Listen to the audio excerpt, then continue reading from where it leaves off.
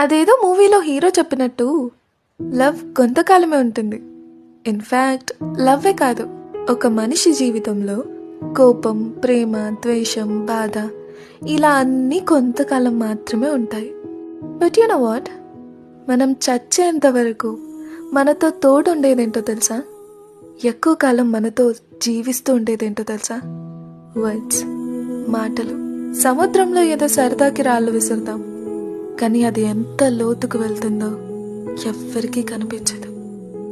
నరం లేని నాలుక కదా, నోటికి ఏదొస్తే అది వాగిస్తుంది.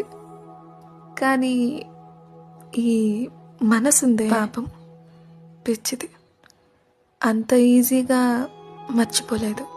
మన మాటల వల్ల ఒకరు స్ట్రాంగ్ అవ్వాలి తప్ప ఇన్సెక్యూర్గా ఫీల్ అవ్వకూడదు.